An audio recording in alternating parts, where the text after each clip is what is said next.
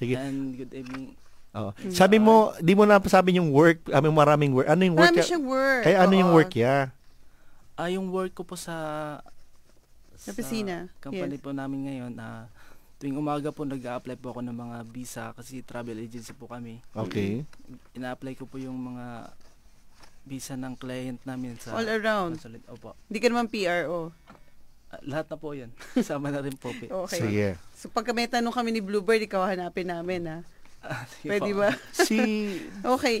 Anong kwento ni Fiel? Ang kwento ni Fiel ay katulad din ng kwento ni Niel. Mang Niel, no? So, Fiel and Niel. Oo, okay. na meron silang mga mahal sa buhay na kanilang itinatawid ngayon sa isang karamdaman. Itong si Fiel ay katulad din ni Mang Niel na nakita sa isang pahayagan na humingi ng tulong para mapapagamot ang anak. So, kamusta na ba yung anak mo, Fiel? Ngayon po, okay naman po siya. Kaso nga po, meron pa rin po siya ng trichostomy at merong oxygen nakakabit sa liig niya. Ilan taon tong batang to? 2 years old po. 2 years old anong pala. sakit niya nga ng anak mo? Congenital heart disease ba? Hyper... Anong tawag doon? Ano po hyperacidity. Hindi naman. Check yung medical record kasi, very technical. napaka-technical. Yun ang mahirap po. Basta may sakit siya sa puso. Sa puso. Pulmonary hypertension sa puso. Anong ilang taon siya nung una siyang inoperahan? Paglabas pa lang po, na-admit na po siya ng 5 days sa ospital. Tapos? After nun, paglabas sa mundo, sa tiyan? Sa womb ng ano? Opo. Wow, 5 days pa lang? Hindi po, pagkalabas niya, na-admit na po siya agad ng 5 days sa ospital. Ng 5 days sa ospital. Opo. Tapos, yun nga po, after ng 1 month, nangingitim po siya eh. Okay. Tapos, hirap siyang huminga. Mm-hmm. Tapos yun, na po kami, naghahanap, dinala po namin sa ospital, sa Medical City, at inano po siya to the echo, tapos nga po, mayroon po siyang sakit sa puso. Doon na-detect yung sakit sa puso. May butas Pinanganak po. siya saan? Sa Pilipinas or dito? Sa Pilipinas po. Okay. Tapos, pero dito siya unang inoperahan, tama? Hindi po, sa PGH. Sa Pilipinas din. Pilipinas po, nakadalawa siya. Tapos, yung panghuli po doon sa Abu Dhabi nung last April 20. Ito yung storya sa dyaryo na lumabas. Opo, nung last September 22. Through all this time, Fiel, anong nararamdaman mo at lalo na yung asawa mo na meron kayong anak na may gantong problema? Ayun po, malungkot pero kailangan pong lumaban. So, paano kayo lumalaban? Kailangang lumaban dahil sa kanya po kasi siya po nga po kinakaya po niya, nakadalawang na po siya na 2 surgery at malakas po siya at lagi po siyang masaya. Okay. Masaya. Cheerful. Yun nga po. Tapos yun, doon po kami kumukuha ng lakas sa kanya at sa faith na po sa Sino tumutulong sa inyo yung financially? Po kala ko po kasi kami po magbabayad lahat, kaya yun, lumalapit ako sa lahat ng Filipino community dito. Tapos Tapos po ako yun nga po sa dyaryo na tinulungan po kami ng yung case coordinator po ng hospital. Okay. Si Natalie Taylor po, siya po yung case coordinator ng hospital, siya po yung tumulong lahat. Kumuha ng sponsor? Opo, na ipasok kami sa mga program doon sa ospital. Okay. Kaya yun po. So ngayon, anong status ng bata? Yung heart po niya, okay naman po. Tapos ngayon nga po, yung bumagsak yung lungs niya. Dahil yung right heart lungs niya is collapse na, hindi siya gumagana. Okay, so kaya naka-oxygen pa rin siya. Opo. Yun po yung tumutulong sa kanya, yung oxygen, para makahinga. Tapos yun nga po, mayroon din silang plano na tatanggalin yung kabilang lungs. Baka by next month. Yun nga. So, tatanggalin. Oo. So, isa na lang matitira, di ba? Hindi, yung part lang po ng right lungs niya. Kasi yung mayroon pong part na hindi na po siya gumagana. Phil, ilang taon ka na? 35 po. Ilang taon na yung wife mo? Same, 35. 35. Yung anak nila 2 years, more than 2 years old na ngayon, di ba? 2 years old po. Oh, 2 years old. 3 years old po siya ngayong October May 11. may panahon ba na nag-iisip ka na bakit nangyayari sa inyo ito or bakit sa inyo pa nangyari ito? Meron po, pero binigay po niya sa amin tong problema. Kailangan po naming isolve po. Okay. Bluebird, anong masasabi mo sa nahaharap mong bisita ngayon? Nanonood lang nga siya eh. Napakabigat. Pati ako. Pero ang ganda yan kasi This is the love of a father to a, Yun nga, to yun nga, a child. God's love. Parang ganun eh. Hanggang ano? Father's love pala, God's love. So, Father's love. gusto kong marinig si Daddy Blue kasi siya daddy. Well, mahirap eh. Ako, ayaw kong isipin kung na mangyari sa akin. Kasi, nagdaanan ko, hindi yung anak ko. Huwag lang sana. Yes. Nadaanan ko sa wife ko, sa mama ko. Nandito ako. Na kailangan lang tulong ko eh. Physically. Pero, kailangan din nila ng monetary habang nandito ako. Ang bigat. Mabigat. Hindi mo maisip kung anong gagawin. Papaiyak ka na lang. Ang pinakamahirap, alam nyo nga, sekreto ko lang sabihin. Pinakamahirap sa buhay ko. Ganyan, may mga kailangan ng tulong doon sa Pilipinas. Yung mahal mo sa buhay, na hospital, nasa ICU. Yeah. Malungkot ka, pero ang trabaho mo, tatawa ka eh. Correct. Yung trabaho. Professional ka eh. Professional. Tawa ko eh. Professional. Pagkatapos ng tawa ko, Mas mahirap. yun. After 6 o'clock in the morning, iyak na. Mahirap lang, sa bahay naman yun. Paggabi na naman, tawa na naman. Pero, balik sa problema niya. Balik kay Phil. Ikaw, Phil, saan ka kumukuha ng... Paano mo nilalabas yung ganitong sitwasyon? Paano mo ina-equip yung sarili mo na malabanan mo? Tumatawa ka ba ba? Oo. Opo. He has a smiling eyes, actually. Kailangan pong labanan po dahil po sa nakikita ko po sa bata, lumalaban po siya hanggang ngayon. Ayun. At lagi po siya, masaya po siya. Anghel yun. Parang anghel. Yun nga po. Doon po ako kumukuha ng lakas at saka sa asawa ko rin po, papasalamat din po ako at tulong-tulong po. Hindi ka at naman... sa mga kaibigan, mga kamag-anak at sa lahat po na na sumusuporta po sa amin. Patuloy ang Opo. paglaban. Kaya yun, doon po ako kumukuha ng lakas. Nakikinig ba yung bata ngayon? Gising pa ba yan? Baka tulog na po. Pero kung pwedeng i-replay to, anong sasabihin mo sa kanya? Sa anak mo. Lalo na, let's say, after 10 years, mature na siya, ano yung message mo na magiging forever, ma-value ya?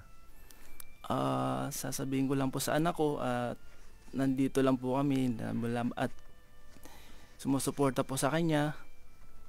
At sana po, huling na po yun sa kanya, yung next month at magiging normal na po siya, sana. At magiging tuloy-tuloy na po yung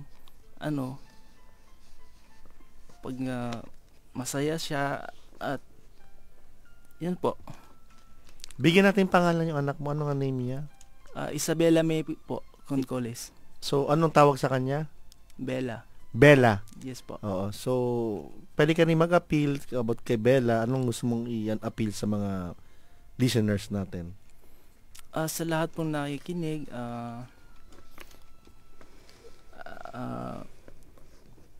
sige lang. At maraming salamat po sa kanilang lahat at po. Where can they get in touch with you so that, para dun sa pangangailangan uli ni Bella this month or next month, paano sila tatawag sa'yo? Katulad ni Mang Neil, pwede siyang tawagan at makabili ng t-shirt. Ito, may nag-text nga si Agnes. Gusto malaman yung number mo. Gusto niya malaman. So, anong number mo? Yung number ko po, 050-256-3736. 256-3736. Opo. 050-256-3736. 36 po. Sana nakuha mo, Agnes, kasi At, may tatanungin daw si Agnes sa'yo.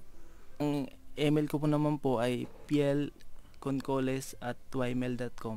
At Yung Phil.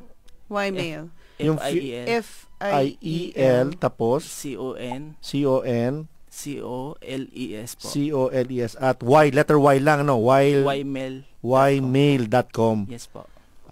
Okay, sige. Natatahimik kayo lahat. Talaga. So, pero alam mo, importante talaga na ito, totoo tayo lahat na sinasabi natin anong nararamdaman eh. Kasi yan ang maganda eh. Dapat masabi natin talaga sa nakikinig kung anong sitwasyon, anong nararamdaman natin. okay. So, we'll come back, Bluebird, after Sige, the break. kung marami na pala dito nag-text message, yung number nga ni Neil, gusto makuha, maraming gusto yata na mag-order ng t-shirt. May nag-text rin kay Single Mom, saludo daw sila sa'yo. So bago tayo mag-break, isang announcement lang sa ating partner, yung PhilHR. Meron silang Human Resource Management Workshop on March 2 and 16, April 13 and 27, May 4 and 18, June 1 and 15. Yun lang, mag-email lang sila kay cheryl.bakay@philhr.org or i-check na lang sa website ng PhilHR. Ang website ng PhilHR is www.philhr.org. Marami silang Human Resources Management Workshop, laging dalawang Fridays, iba't ibang subject like recruitment and selection, performance management, learning development. So check lang po kayo sa website ng www.philhr.org.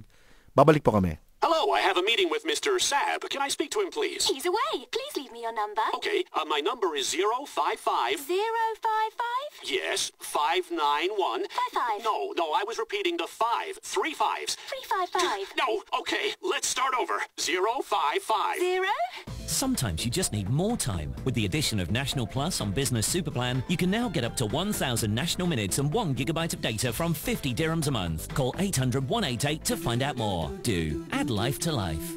Move to Dubai Investments Park, strategically located on Emirates Road, next to Jebel Ali Port and Al Maktoum Airport, with easy access from any Emirate, world-class infrastructure, fully ready industrial and commercial facilities, 24-hour electric and water supply, and with facilities ready to move in. Make your move. Call 800 DI Park, that is 800 347 275 today.